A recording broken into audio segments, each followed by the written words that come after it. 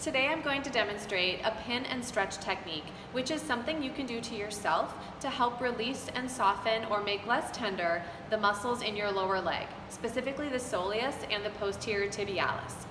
Now this is something I would suggest that you do on a daily basis if you're tender in those areas, and over time it'll start to feel better and less tender. The easiest way to do this is to sit in a chair or on the floor, but cross the leg that you want to work on top of the opposite leg.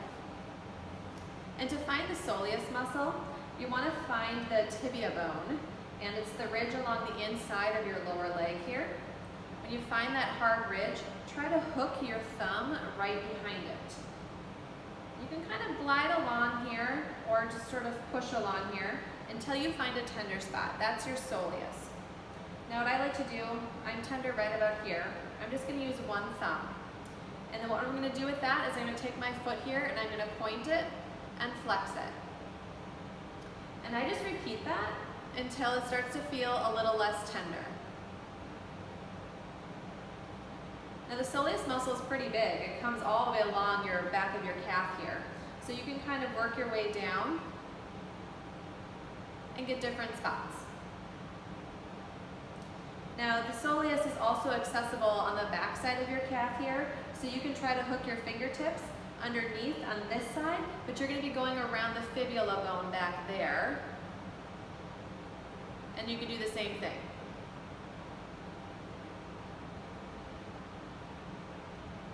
Alright, let's go to the posterior tibialis. That muscle also lies along the lower leg here on the inside, but it's quite deeper than the soleus. And typically you feel it most of the time, kind of the middle to lower part, right about this area in the lower leg. So I'm going to hook my thumb again around my tibia, come back behind there, and this time what's different is I'm going to point my foot again, but I'm going to bring like this, my big toe here up towards the ceiling. That's the action of the posterior tibialis. So essentially we're moving that muscle, contracting it, and sort of stretching it underneath where we're pinning the muscle.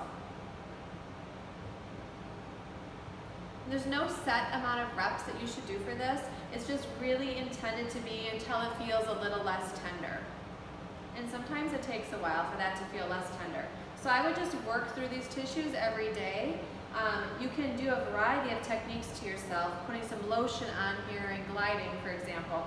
But it's really good to get in here and help free up the tissue very local like this. If you have any questions, feel free to contact me. You can find everything that you need to contact me at juniperpt.com. Thank you.